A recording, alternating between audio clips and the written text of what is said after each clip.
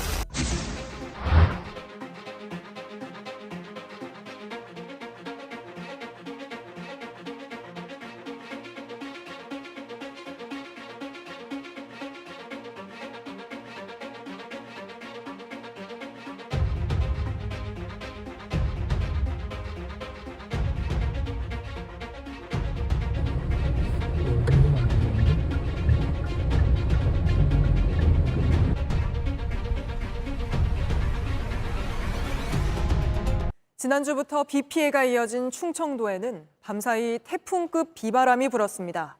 강풍에 축사 지붕이 무너지면서 50대 농장주가 숨지기도 했습니다. 정영재 기자입니다. 어두운 하늘은 번개가 칠 때마다 번쩍입니다. 비바람에 나무가 휘어지고 현수막은 찢겨나갈 듯 펄럭입니다. 어젯밤 충남 논산에 비와 함께 강한 바람이 불었습니다. 소용돌이 치듯이 막 비가 막 돌아가지고 거의 밖에 나가서 서 있기도 조금 힘들 정도로. 순간 최대 풍속 시속 21.2m. 태풍과 맞먹는 바람에 곳곳 피해가 잇따랐습니다. 축사 앞에 있는 이 슬레이트 지붕이 완전히 뜯겨서 바닥으로 주저앉았습니다. 강한 바람에 소를 살피러 나왔던 축사 주인은 이 지붕에 맞아 숨졌습니다. 50대 축사 주인은 밤새 쓰러져 있다 오늘 새벽 6시 논물을 보러 나온 이웃 주민에 의해 발견됐습니다. 얼굴이 바닥 쪽으로 이렇게 쓰러져서 벌써 그 형님이 이렇게 오자마자 만져봤는데 야 차갑다. 아파트 외벽이 뜯겨나갔고 멀쩡한 유리창도 깨졌습니다. 충남에서만 비바람으로 200건이 넘는 소방신고가 접수됐습니다. 어젯밤 11시 39분쯤 경부고속도로에서는 빗길에 트럭 한 대가 넘어졌습니다. 뒤따르던 트레일러가 들이받아 70대 트럭 기사가 숨졌습니다. 트레일러 운전자는 쏟아지는 비에 앞이 안 보였다고 진술했습니다. 방을 닦아도 흙탕물입니다. 빗물은 순식간에 허리춤까지 찼습니다. 근데 어디가 어디니 물이 하나 차불어 갖고 어디까지 잤어요? 여기까지 잤어라. 전남에서 침수된 주택만 161곳입니다. 오늘 밤 또 큰 비가 예보됐습니다. JTBC 정영재입니다. 물바다가 된 서울 곳곳에서는 아찔한 장면도 많이 보였습니다. 잠깐 발을 헛디딘 시민들은 힘없이 물살에 떠내려갔고 또 물에 잠긴 자동차 옆은 감전까지도 걱정이 됐는데요. 이런 폭우 속에서 최대한 안전하게 귀가하려면 어떻게 해야 하는지 김나한 기자가 알려드리겠습니다. 반쯤 물에 잠긴 자동차로 차주인 듯한 시민이 다가가 문을 엽니다.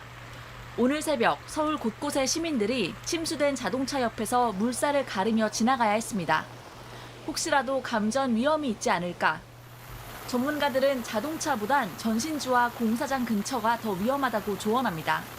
전신주가 넘어진다든지 이런 경우는 대단히 위험하고요. 신축 공사장 같은 데도 전기 배선들을 하니까 반지하 같은 경우는 맨 먼저 전기 차단부터 해야 되는 거죠. 자동차 배선은 누전이 돼도 사람을 다치게 할 정도가 아니지만 전기 배선이 가득한 건물 공사장과 전신주는 위험에 꼭 피하란 겁니다. 또 반지하처럼 지대가 낮은 집에 물이 차기 시작했다면 물이 무릎까지 올라오기 전에 대피해야 한다고 조언합니다. 집안의 물이 무릎을 넘어갈 정도면 이미 문을 열 수 없는 상황일 수 있습니다. 하루 내내 화제가 된 사진입니다. 한 시민이 반 이상 물에 잠긴 승용차에 올라 앉았습니다. 차분해 보이는 모습에 큰 화제가 됐지만 역시 위험합니다. 굉장히 미끄럽기 때문에 추락이 되고 또 대부분은 홍수가 올 때 물살이 세거든요. 차를 일단 버리고 빨리 피해야 되거든요. 물살이 셀 때는 조금만 중심을 잃어도 떠내려가 크게 다칠 수 있습니다. 자동차 위처럼 떨어지기 쉬운 곳에 올라가거나 물살을 가로질러 걷는 건 최대한 피하는 게 좋다는 겁니다. 또 갑자기 물이 불어나 차에 물이 들어차기 시작했다면 창문으로 서둘러 탈출하라고 강조했습니다. 차량을 둘러싼 물의 압력으로 차문을 열기가 쉽지 않기 때문입니다. JTBC 김나은입니다.